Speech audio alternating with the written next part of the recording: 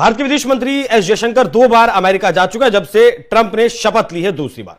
उसके बाद तीसरी बार फिर से वो अमेरिका जा 27 जनवरी को यूरोपियन यूनियन के 27 देशों के साथ भारत ने एफटीए किया है। इस एफटीए के बाद अमेरिका के ऊपर एक अलग से प्रेशर है, अमेरिका के ऊपर एक दबाव है कि वो जल्द से जल्द भारत के साथ ट्रेड डील को करे और जितना जल्दी हो सके जो व्यापार घाटा दोनों देशों को हो रहा है वो कैसे खत्म किया जाए। यूनाइटेड स्टेट्स ऑफ अमेरिका वो जाके पुतिन की गोद में बैठ गया। अब ये लोग कहते हैं साहब ये तो धोखाधड़ी है, आप हमारे दोस्त हैं, नेटो के आपके आर्टिकल 5 लैंडमार्क डील ये साइन की गई है। इसके तहत 10% ड्यूटी टैरिफ लगता था imported from Europe from auto company such as Volkswagen, Renault, Mercedes Benz, उसको अब 10% कर दिया जाएगा 110% से। पाकिस्तान में जैसे मैंने आपसे कहा कि 44% के करीब जो इन्वेस्टमेंट थी फॉरेन इन्वेस्टमेंट वो उसमें कमी आई है, लेकिन गवर्नमेंट अपनी जगह उसी तरीके से डटी हुई है। ये जो बैठक होने वाली है इसका नाम है क्रिटिकल मिनरल्स मिनिस्ट्रियल बैठक में शामिल होंगे। यहां अमेरिका के विदेश मंत्री मार्को रूबियो से मुलाकात होगी। मार्को रूबियो ही इस बैठक की मेजबानी भी करेंगे। क्रिटिकल मिनरल्स मिनिस्ट्रियल बैठक का मकसद दुनिया भर के साझेदार देशों को एक मंच पर लाना है ताकि अहम खनिजों की सप्लाई चेन सुरक्षित करने के लिए सहयोग बढ़ाया जा सके। क्योंकि यूरोप कहता है कि साहब नेटो का आर्टिकल 5 यह कहता है कि अगर किसी भी नेटो देश पे हमला होता है माना जाएगा कि सारे नेटो पे हमला हुआ है, फिर सब मिलके उस मुसीबत का सामना करेंगे। इसमें यूएस ने भी साइन करा है, इसमें जर्मनी ने भी साइन करा है, इसमें सारे के सारे जितने भी नेटो देश हैं सब ने साइन करा। इंडिया ने यूरोपियन चॉकलेट्स, ऑलिव ऑयल और अदर प्रोडक्ट्स को भी उनके ऊपर ड्यूटी रिड्यूस कर दी है।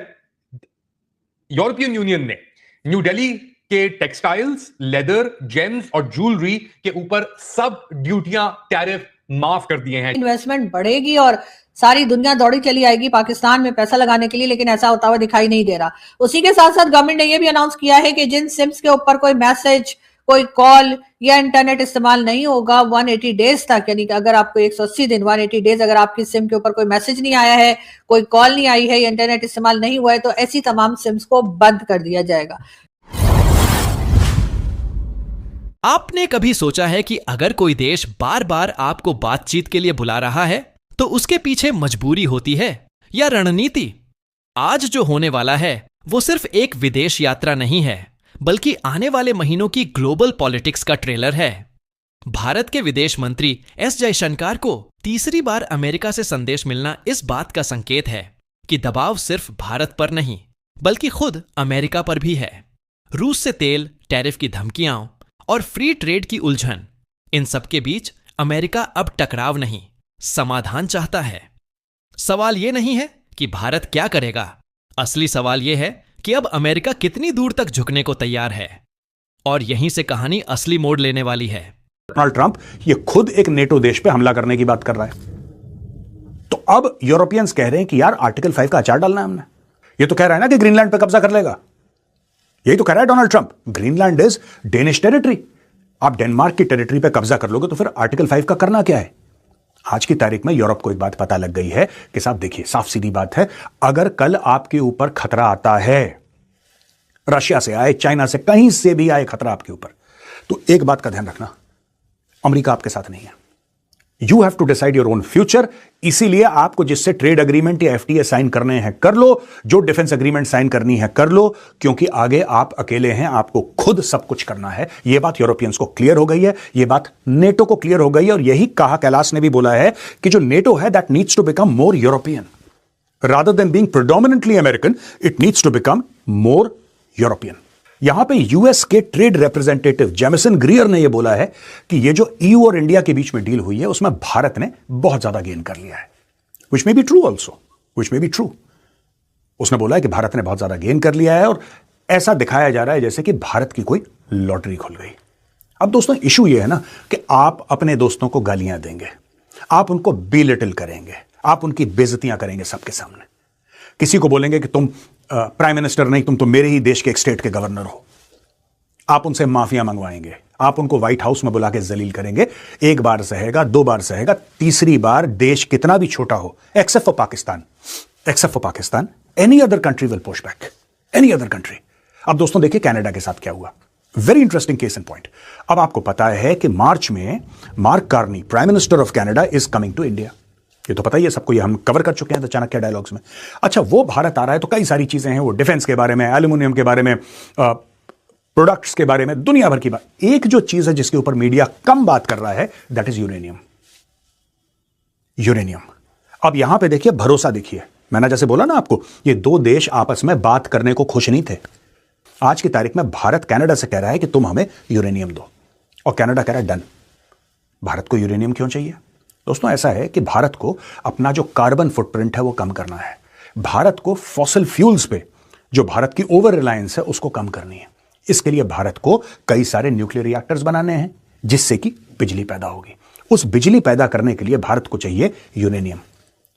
अब आप इसमें बोलेंगे कि मेजर साहब इसमें भरोसे वाली क्या बात है? देखिए साहब, ऐसा होता है जब आप कई $100 अरब लगाते हैं एक खास इंफ्रास्ट्रक्चर में, you require a country.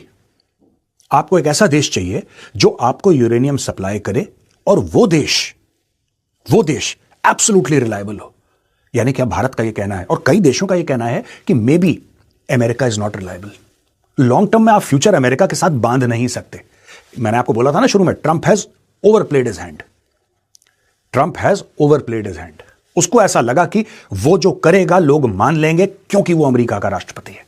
Pakistan की बात हो रही है ना, जीएसपी प्लस स्टेटस, उसका भी मैं आपको बताता हूं कि क्या उसका क्या हाल है, क्योंकि उसकी भी अब आने वाली है एवैल्यूएशन कुछ ही अरसे के अंदर पाकिस्तान को लेकर। मगर ये तो उन्होंने फ्री ट्रेड डील कर दी है 27 ममालिक के साथ। इंडिया के प्रधानमंत्री ने यूरोपियन यूनियन को लेकर इंडिया की एक्सपोर्ट्स जो हैं अमेरिका की फॉर एग्जांपल, उनके ऊपर भी 50% टैरिफ लगा हुआ है और उनके साथ भी एक डील नेगोशिएट करने की कोशिश हो रही है। मगर पाकिस्तान के लिए एक इतना बड़ा खतरा आ गया है इस चीज को लेकर कि आप तसव्वुर नहीं कर सकते कि कितनी परेशानी होने वाली है पाकिस्तान के लिए।